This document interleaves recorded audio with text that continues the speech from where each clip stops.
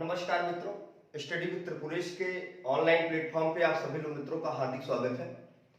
आज हम चर्चा कर रहे हैं कि यदि हमें जीएस पढ़ना है और जीएस में पढ़ने के साथ साथ हमें आंसर राइटिंग करनी है, तो हम कैसे आंसर राइटिंग करेंगे, इस पर एक परिचर्चा होगी हमारी और हम आपको बताएंगे। तो जो हमने पार्ट उठाया है, जो हमने पार्ट लिया है, वो है इंडियन इकोनॉमी मुख्य परीक्षा की बात हम कर देंगे कि भारतीय अर्थव्यवस्था के मुख्य परीक्षा का अगर कोई प्रश्न उठाया जाए तो उसे उसके उत्तर लेखन में क्या क्या हमारे सामने चुनौतियां होती हैं, किन किन पॉइंटों पर हमें चर्चा करनी होती है, कहां कहां से हमें शब्द इकट्ठा करने होते हैं, कहां कहां से मैटर इकट्ठा करने होते हैं जो हम उसके अंतर्गत लिख पाए। तो इन सब चीजों पर एक विशेष चर्चा के लिए हमने ये सेशन आप लोगों के लिए लॉन्च किया। तो बात करते हैं कि अगर मान लीजिए इंडियन इकोनॉमी की मुख्य परीक्षा की बात की जाए तो मुख्य परीक्षा का सिलेबस क्या बनेगा। पहला हम ले लेते हैं समावेशी विकास, दूसरा भाग इसका बनेगा गरीबी बेरोजगारी या श्रम सुधार, जिसको एमएसएमई के नाम से भी हम एमएसएमई का भी प्रयोग करके इसमें जान सकते हैं कि एमएसएमई से कैसे गरीबी बेरोजगारी और श्रम सुधार को किया जा सकता है। तीसरा जो भाग बनेगा संसाधन की गतिशीलता की बात करता है। चौथा पार्ट अगर हम बनाते हैं तो वो है सरकारी बजट हमारा। पांचवा एग्रीकल्चर हम ले लेते हैं और छठवां जो है औद्योगिक नीति का उदारीकरण पर प्रभाव, और एक लास्ट जो हमने बनाया वहां पे आधारभूत संरचना का निवेश मॉडल। हमारा बच्चा कहेगा कि सर एक चीज और हम लोग ले लेते हैं, तो अगर बेटा एक चीज यहां पर हम और ले लेते हैं जिसको हम कह देते हैं संसाधन की गतिशीलता। जो हमारा है संसाधन की गतिशीलता बहुत सारी चीजों को कवर कर देता है। आई बात समझ में?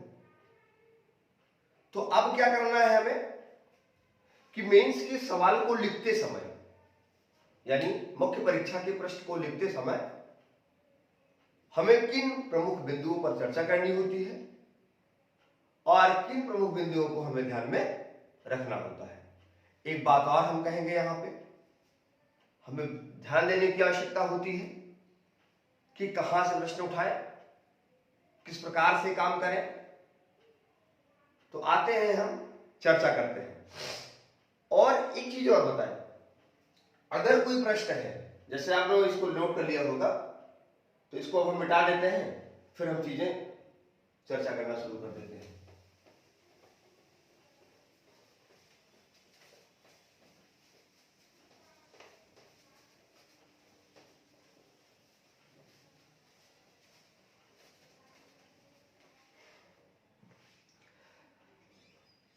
जैसे मान लीजिए अगर हम प्रश्न उठाते हैं तो प्रश्न को लिखने के बाद उसको इंटरलिंक किया जाता है। कैसे इंटरलिंक किया जाएगा?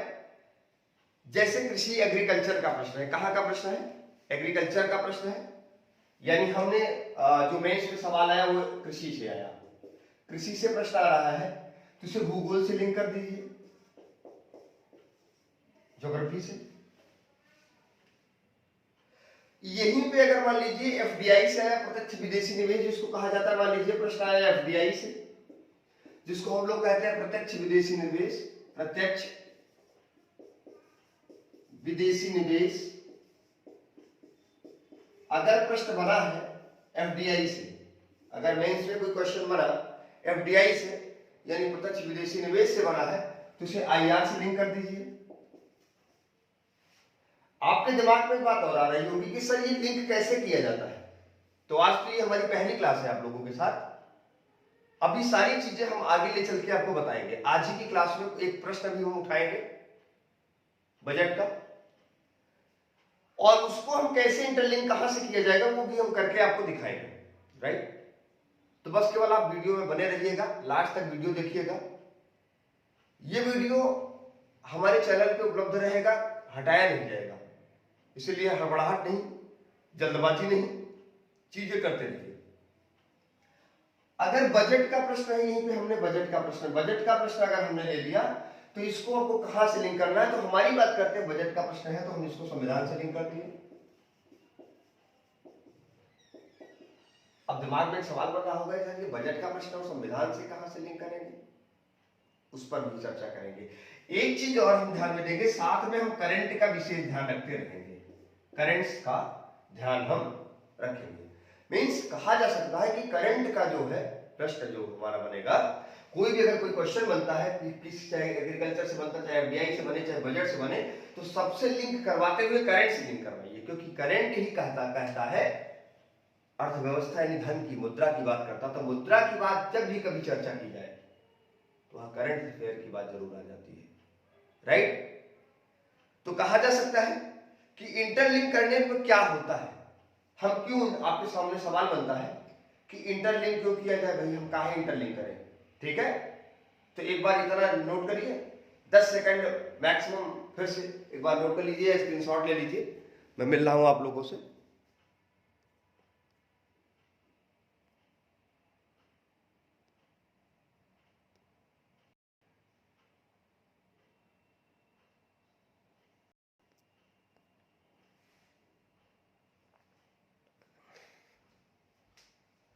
हाँ, तो आप लोगों ने देखा कि अगर हमें एग्रीकल्चर का सवाल लेना है तो ज्योग्राफी से लिंक करना है। एफडीआई प्रत्यक्ष विदेशी निवेश का क्वेश्चन है तो हमने आईआर इंटरनेशनल रिलेशन से लिंक कर दिया। बजट का क्वेश्चन है तो हमने संविधान से लिंक कर दिया, और सभी प्रश्नों को हमने कहां से लिंक किया, करंट अफेयर से। एक बात और आ जाती है, इंटरलिंक करने पर स्टूडेंट को जो एग्जामिनर होता है वो मार्क्स अधिक देता है, यानी नंबर क्या करता है, अधिक देता है, ये चीज याद रखिएगा। यानी अगर आप इंटरलिंक करते हैं तो आपको क्या होगा, नंबर ज्यादा मिलेगा। हाँ, इतना याद रखिएगा, अगर आप इंटरलिंक करके क्वेश्चन का आंसर देते हैं तो आपको मार्क्स अधिक मिलते हैं, नंबर अधिक मिलते हैं। तो इसको हम बताते हैं और एक प्रश्न आपके बोर्ड पर हम लिखते हैं, उसमें बताते हैं कैसे किन किन चीजों का हमें ध्यान में रखना जरूरी है। प्रश्न हमारे सामने आता है कि हाल ही में पेश किए गए बजट के दौरान एमएसएमई क्षेत्र पर विशेष बल दिया गया। प्रश्न मैं लिख दे रहा हूं, हाल ही में पेश किए गए बजट में एमएसएमई लघु सूक्ष्म उद्योग की बात करता है, एमएसएमई पर अधिक बल दिया गया, अधिक बल दिया गया, ठीक है, दिया गया। इसके महत्व को समझाइए, प्रश्न है इसी में, इसके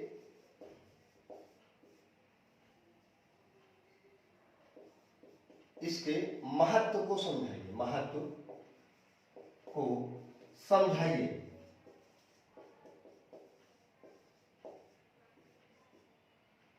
ठीक है। प्रश्न है हमारा कि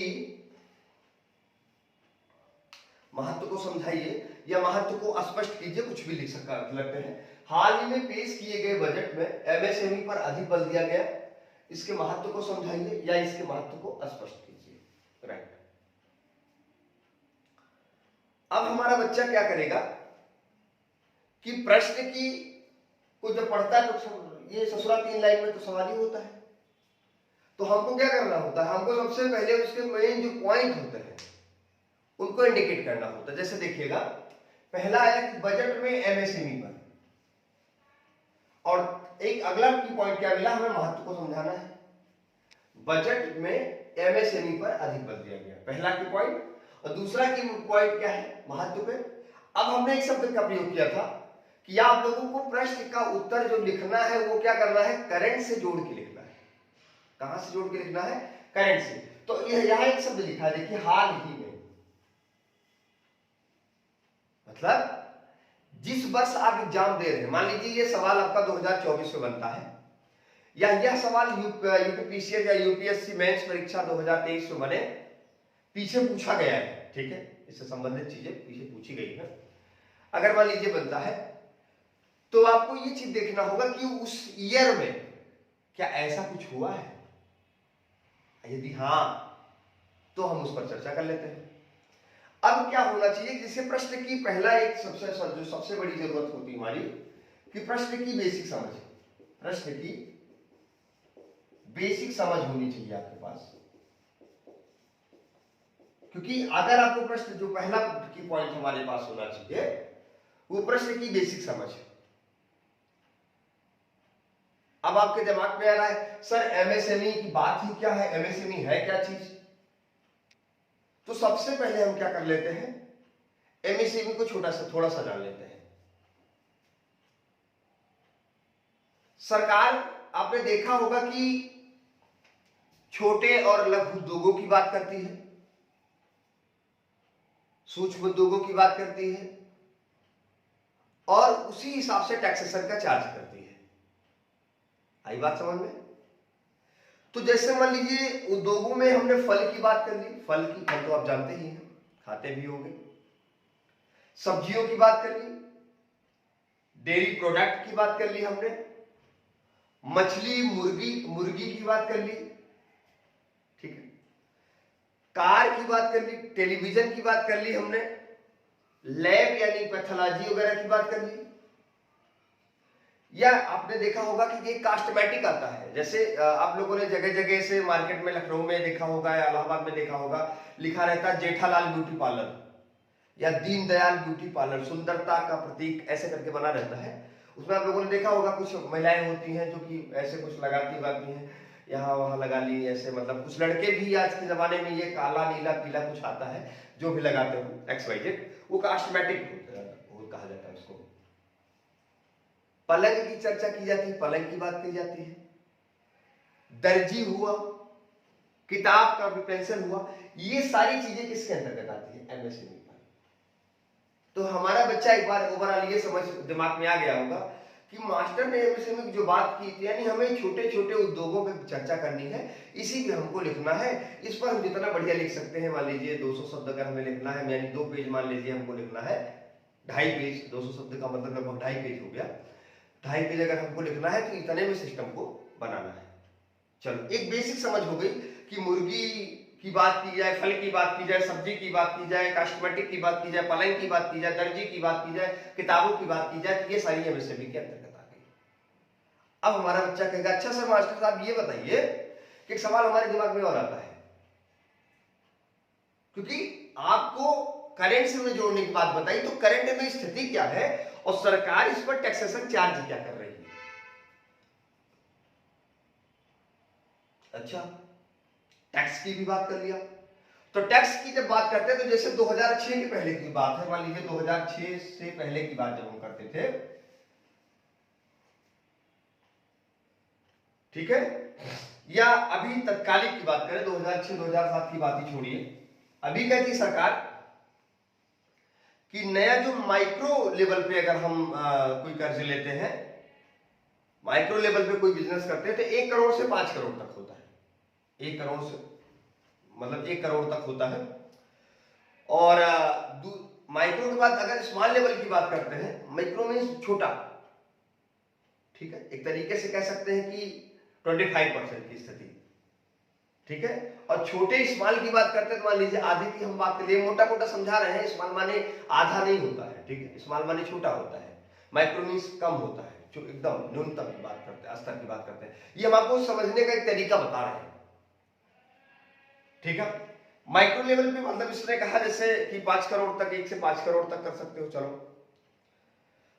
और स्मॉल लेवल पे अगर इन्होंने कहा कि नहीं भैया चलिए ठीक है 10 से 50 करोड़ तक आप कर सकते हो, यहां पर टैक्सेशन चार्ज एकदम अलग होगा।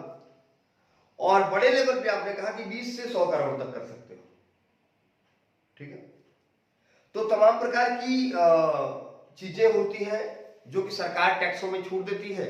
और टैक्सों में छूट, देखिए एमएसएमई एक अलग टॉपिक होता है, वो हम प्रॉपर आपको पढ़ाएंगे। एक जनरल आपको समझ इसलिए दे रहे हैं कि पेपर को, क्वेश्चन को लिखते समय अभी तत्कालिक आपके दिमाग में एक कुछ ना कुछ ऐसा हो जाए कि आप एक पेज 1.5 पेज लिख पाए, राइट। और आपके दिमाग में पूरे 20-25 मिनट का वीडियो सुनने के बाद कहीं ऐसा ना लगे कि यार हमारे पास तो कुछ कंटेंट है ही नहीं, ऐसा लगे, इसलिए थोड़ा थोड़ा हम लोग चर्चा कर ले रहे हैं, ठीक है। अब एमएसएमई क्या क्या होता है कि बैंकवा जो होता है हमारा, जो बैंकवा स्टेट बैंकवा खुला है या पंजाब नेशनल बैंक खुला है, बैंक ऑफ बड़ौदा खुला है, ये क्या कहता है लोन जो है क्या कहता है बड़े कम दर पे दे देता है। इसमें क्या कहता है ब्याज दर की कमी कर होती है ना, भैया ले जाओ। जैसे आपने सुना होगा कि क्रेडिट कार्ड पे लोन हमको मिल गया, भैंस पालने के लिए लोन मिल गया, या हमें किसी छोटी सी शॉप खोलने के लिए लोन मिल जाता है, तो इसका टैक्स जो है, इसका जो टैक्स होता है इसमें प्रश्न में जैसे बेसिक समझ हो गई। तो एमएसएमई में अगर हम कहते हैं तो बैंक लोन हमें सस्ता मिलता है, बैंक लोन जो है सस्ता मिल गया है। देखिए हम आपको ये कंटेंट बता रहे हैं, अभी लिखने का तरीका हम यहाँ बताएंगे, ठीक है। ये लिखने के तरीके के अंतर्गत आ रहा है, ये पहला। इसमें एमएसएमई से हमको क्या होगा, बैंक लोन में हमें सस्ता मिल जाएगा। दूसरा टैक्स में, यानी जो छूट होती है टैक्स में हमें कुछ छूट मिल जाएगी, टैक्स में हमको छूट मिल जाएगी, ठीक है। फिर कहते हैं इसमें लाइसेंस का झंझट नहीं होता, लाइसेंस जो होता है हमारा जल्दी बन जाता है। लाइसेंस की बात करते हैं अगर हमें, तो ये हमें आसानी से बन जाता है, इसमें कोई दिक्कत नहीं होती है। जैसे अगर आपको कोई कार्य करना है, नया कार्य कोई करना है, जैसे आपको इस समय मसाला की फैक्ट्री लगानी है, तो छोटे लेवल पे लघु उद्योग में करना है, या मान लीजिए झाड़ू की फैक्ट्री लगानी है, या किसी भी इसे छोटे मोटे प्लास्टिक की कुछ बनाने की या चप्पल बनाने का कुछ आपको लगाना है, तो इसका रजिस्ट्रेशन और लाइसेंसिंग इसकी बड़ी सरल होती है। आप जाइए ऑफिस में, अप्लाई करिए ऑनलाइन, कुछ 1500 रुपए इसकी फीस होती है, जो भी हो वो भी एक दिन हम वीडियो के माध्यम से बता देंगे, उतना करके आप इसका लाइसेंस ले सकते हैं। और क्या होता है, पर्यावरण की दिक्कत नहीं होती है। जैसे क्या होता है, पर्यावरण की दिक्कत नहीं होती है। अभी क्या होता है, जैसे मान लीजिए हमने भट्ठा लगा लिया, भट्ठा भी इसी के अंतर्गत आता है, ध्यान दीजिएगा, एमएसएमई के ही अंतर्गत आपका भट्ठा भी आएगा। लेकिन यहाँ भट्ठे में अगर चिमनी वाले भट्ठे की अगर हम बात करते हैं, तो वहां पे क्या होगा कि एनजीटी नरक करने लगता है, एनजीटी हमें नरक करने लगता है। ये कहता है अरे नहीं लाइसेंस लीजिए, पर्यावरण का हमें दिक्कत हो रही है, ये हो रहा है, उस पर तमाम प्रकार की बात करने लगता है, ठीक है। तो ये सारे तो कंटेंट हो गए एमएसएमई से संबंधित। एमएसएमई से क्या सरलता हो जाती है किसी के रोजगार में, वो हो गया। अब जैसे हमने कहा कि अगर इस प्रश्न को हमें लिखना है, तो प्रश्न की एक बेसिक समझ हमारे पास होनी चाहिए। चलिए, प्रश्न की एक बेसिक समझ हो गई। दूसरा हमने अगर बात किया कि यहां पर अगर अगले शब्द की हमें बात की, तो वर्ड लिमिट की बात की, मतलब सेकंड जो हमारा पार्ट बनता है कि शब्द सीमा।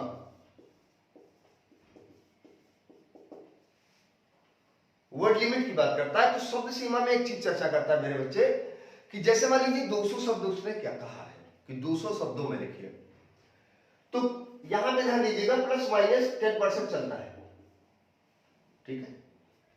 मतलब अगर 200 कहा है तो 220 अगर आपने लिख दिया तब भी दिक्कत नहीं होगी एग्जामिनर को, 180 में अगर आपने उत्तर को समेट दिया तब भी दिक्कत नहीं होगी, ठीक है। क्योंकि एक लाइन में मैक्सिमम हम लोग लगभग 6 शब्द लिखते हैं, 5 से 6 शब्द हम लोग लिखते हैं। तो 3 लाइन अगर ज्यादा लिख दोगे तब भी कोई दिक्कत नहीं होगी, और 3 लाइन अगर आप कम लिख देते हो तब भी कोई समस्या नहीं होती है। अब एक बात यहां पे और आती है हमारे सामने कि उत्तर में मेन उत्तर को कंटेंट पॉइंट में लिखें। जैसे आज का जो युग चल रहा है, जो आज का जो समय चल रहा है, जो हमारा मेन उत्तर होगा उसको हम कंटेंट पॉइंट में लिखेंगे। उसका कंटेंट हम कैसे, पॉइंट में लिखेंगे, ठीक है, पॉइंट में लिखेंगे, पॉइंट में लिखेंगे, ध्यान दीजिएगा। जैसे मान लीजिए एमएसएमई से फायदे और नुकसान की बात हो गई या सुझाव की बात हो गई, तो वो हमें सबके किसमें होगी, नंबर 1, नंबर 2, नंबर 3 करके। क्योंकि क्या होता है कि जब एग्जामिनर हम कंटेंट को पॉइंट में लिखते हैं तो एक सरसरी नजर से इसे देख लेता है, तो ये जान जाता है कि आने वाला जो स्टूडेंट है उसके अंदर एक बेसिक समझ बनी हुई है, ठीक है, आई बात समझ में। तो वहां से फिर आपको और उसको कोई दिक्कत नहीं होती, ये चीज ध्यान दीजिएगा। अगला जो अगर हम बात करते हैं, ठीक है, कि ज्यादा विस्तार से हमें चार्ट नहीं बनाना, चार्ट का विस्तार नहीं होना चाहिए ज्यादा बड़ा, चार्ट जो होता है वो संक्षेप में होना चाहिए। चार्ट कैसा होना चाहिए, चार्ट हमारा संक्षेप में होना चाहिए। चलिए, चार्ट हमारा संक्षेप में हो गया, और पेज खत्म करने की जल्दी नहीं होनी चाहिए, कि कितनी जल्दी खींच के दो दो लाइन बढ़ा बढ़ा के आधा से ज्यादा इधर मोड़ दिया, आधा से ज्यादा उधर मोड़ दिया, पेज को खत्म कर देना, नहीं, नंबर कट जाते हैं। क्योंकि देखिए, आप एग्जामिनर को बेवकूफ नहीं बना सकते, क्योंकि एग्जामिनर आप जैसे बहुत सारे लोगों का की कॉपी चेक करता रहता है, और क्या है, वो भी तो उसी रास्ते से आया है जिस रास्ते से आप जा रहे हो। तो ध्यान रखिएगा, कभी भी चैट को हमें संक्षेप में बनाना है,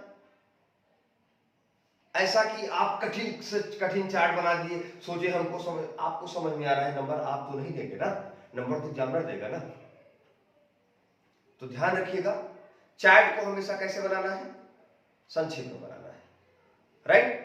और पेज खत्म करने की जल्दबाजी हमारे सामने नहीं होना चाहिए। अब बात आती है निष्कर्ष की बात, जब हम करते हैं निष्कर्ष की बात, तो निष्कर्ष जो हमारा होना चाहिए बेटा, निष्कर्ष हमारा जो होगा ये सकारात्मक होना। सकारात्मक कैसा होगा, सकारात्मक, आशावादी, सुझावात्मक मीन्स कहा जा सकता है कि जब हम निष्कर्ष लिखेंगे तो निष्कर्ष कैसा होना चाहिए, सकारात्मक होना चाहिए, आशावादी होना चाहिए, सुझावात्मक होना चाहिए, मतलब सुझाव वो दे सके, ठीक है। अगली बात और हम ध्यान देंगे कि तकनीकी शब्दों का प्रयोग होना चाहिए। कैसे, तकनीकी शब्दों का प्रयोग, तकनीकी शब्दों का प्रयोग। ध्यान दीजिएगा, एक शब्द बार बार रिपीट नहीं होना चाहिए। अगर एक शब्द आप बार बार रिपीट करते हो, जैसा कि, वैसा कि, हम जानते हैं, तुम जानते हो, नंबर नहीं मिलेगा। टेक्निकल वर्ड का प्रयोग करिए, लाइन टू लाइन लिखिए, ठीक है। ऐसा लिखिए कि जनरल व्यक्ति भी समझ में आ जाए। अगर मान लीजिए एग्जामिनर आपके सामने जो बैठा है और वो किसी टेंशन में है, फिर भी उसका दिमाग खुश हो जाए और वो आपको नंबर लेके आगे निकल जाए, राइट। अब बात आती है कि निष्कर्ष को, जो हम ये निष्कर्ष हमारा पार्ट है, इसको जैसे हम लोग पत्रिकाएं कुछ पढ़ते हैं, करंट की पत्रिकाएं पढ़ते हैं, सरकारी योजना को की पत्रिकाएं पढ़ते हैं। जैसे मान लीजिए हम लोगों ने योजना पढ़ा, कुरुक्षेत्र पढ़ा, इनका नाम नहीं लिखना है कहीं पे, ध्यान रखिएगा कि यहां से हमने लिया है, कुछ नहीं, ऐसा नहीं, ठीक है। तो वहां से निष्कर्ष को थोड़ा सा, वहां से भी ज्ञान हम प्राप्त कर सकते हैं, ठीक है। अब आपके सामने एक बात और आई कि सर ये करंट से जोड़े हम कहां से, क्योंकि इकोनॉमी का सवाल है और करंट से जोड़ना है, तो हम आपको एक बार फिर से रिपीट कर देते हैं। प्रश्न की बेसिक समझ होनी चाहिए, शब्द सीमा ±10% चलता है, मेन उत्तर कंटेंट पॉइंट में होने चाहिए, चार्ट को आप संक्षेप में बनाएंगे, इधर उधर करके नहीं कि बड़ा सा चार्ट बना दिया, बड़ा सा चार्ट करोगे नंबर कट जाएगा। चार्ट संक्षेप में होगा, चार्ट सरल होगा, राइट। निष्कर्ष आपका सकारात्मक, आशावादी, सुझावात्मक होना चाहिए, ठीक है। सकारात्मक मीन्स कहा जा सकता है कि जैसा चल रहा है उससे अटैच करके लिखिए, क्योंकि डायरेक्ट अगर आप विरोध कर देते हो, जो इस समय स्थिति चल रही है किसी भी चीज की, तो वो आपको वहां पे नंबर आपको काट देगा तुरंत। सुझावात्मक में आप अपने विचार रख सकते हो, लेकिन वो भी विचार जो होने चाहिए वो सकारात्मक होना चाहिए। ऐसा नहीं कि सरकार इनकी है तो हम इनसे पूर्णतः खिलाफ हैं, ऐसा कुछ भी नहीं। आप वहां लिखेंगे एकदम सही, बाद में निकल के आप चाहे जो आपके दिमाग में चलता है, पानी पी के कोसिए, वो अलग होता है। लेकिन अभी आपको क्या करना है, लिखना एकदम सटीक है, सिस्टमैटिक है, राइट। तकनीकी शब्दों का प्रयोग करना है, छोटे छोटे शब्दों को बार बार रिपीट नहीं करना है। अब एक बात और आती है हमारे सामने कि हम करंट को कहां से जोड़ेंगे।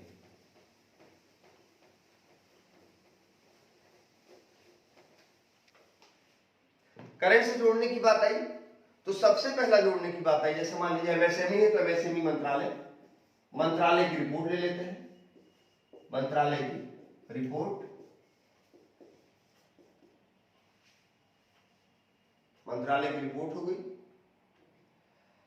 अगला हमारा हम ले लेते हैं आर्थिक समीक्षा, ये हर वर्ष आती है आर्थिक समीक्षा, ये गवर्नमेंट होती है, ठीक है।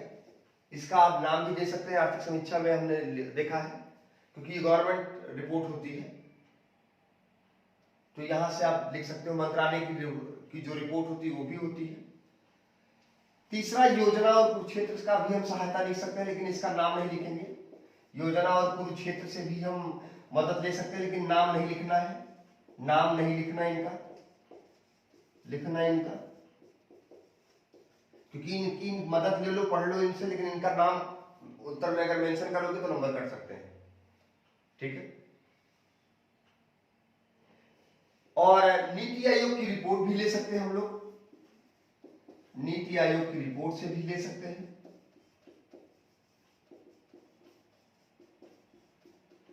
नीति आयोग की रिपोर्ट से भी हम लोग ले सकते हैं। और एक लास्ट जो हम यहां से हम एक छोटा सा और बना लेते हैं मेरे बच्चे, वो क्या है कि पीआईबी और पीआरएस। पीआईबी आप जानते ही हैं, पीआरएस भी आप जानते होंगे, ठीक है, क्योंकि अगर आप इकोनॉमी पढ़ रहे हैं तो मुझे लगता है इतनी नॉलेज आपको होगी, और नहीं है तो आप कमेंट के माध्यम से हमको बताइएगा, हम इन सब चीजों पर भी चर्चा करेंगे। तो एक बार हम आपको ये बताएं कि बजट, महत्व, एमएसएमई, जो तीन शब्द यहां पे हमें मिले, बजट, महत्व, एमएसएमई, इन तीनों पर चर्चा करने के लिए हमने आपको सीधा सीधा एमएसएमई के बारे में बता दिया कि एमएसएमई में हमने अभी एमएसएमई को पढ़ाया नहीं आपको, हमने केवल ये बताया एमएसएमई के अंतर्गत आता क्या है, क्योंकि हमें बताने, क्वेश्चन लिखने के तरीके बताने के साथ साथ आपके दिमाग में एक समझ डेवलप करनी थी कि अच्छा ऐसा होगा तो हम ऐसे लिख डालेंगे। तो आप हर बच्चा जानता होगा कि अगर मान लीजिए हमें मुर्गी पालन करके पैसा कमाना है, या मछली पालन करके पैसा कमाना है, या छोटे लघु उद्योग लगा के पैसा कमाना है, या डेयरी प्रोडक्ट से पैसा कमाना है, तो हम इस तरीके से कर सकते हैं। और ये सुझावात्मक दृष्टिकोण हमारे आशावादी दृष्टिकोण होंगे, जिससे हमारी जनता को भी लाभ हो। क्योंकि जैसे मान लीजिए व्यक्ति बेरोजगार है और गांव में बहुत सारे दूध खराब हो रहे हैं, तो जगह जगह आप लोगों ने देखा होगा छोटी छोटी डेयरियां स्थापित हो गई है, वहां से कम 4-5 लोगों को रोजगार मिल गया, और जो वहां मेन उसका मालिक है उसके बाद ठीक ठाक रोजगार हो गया। तो ऐसे तमाम चीजों पर भी हम चर्चा करने के लिए नेक्स्ट वीडियो आपके सामने फिर से लेके आएंगे। लेकिन ध्यान दीजिएगा कि आप लोग इसको देखिएगा, वीडियो को पूरा देखिएगा, ज्यादा से ज्यादा लोगों को शेयर करिएगा, चैनल को सब्सक्राइब करिएगा, और इसमें अगर आपको कहीं कुछ नहीं समझ में आता है तो आप हमें कमेंट के माध्यम से बताइएगा, हम कमेंट को खोल रखेंगे, ठीक है। हम आपकी समस्या का समाधान करेंगे। उसके बाद ये भी आप चर्चा कर सकते हैं सर ये इस टॉपिक को हम लोग पढ़े तो हमारे लिए बेटर होगा। अभी तो आपको मैं प्री से पढ़ाना शुरू करूंगा, जीरो से, लेकिन आज से हमने इसलिए आपको मेंस से उठाया था, आज की क्लास हमने इसलिए मेंस टाइप में ली थी कि आप लोगों के दिमाग में समझ डेवलप हो यार पहले, ठीक है, कि आप करें हम कैसे, right. Have a nice day, मिलते हैं अगले वीडियो के साथ, नमस्कार।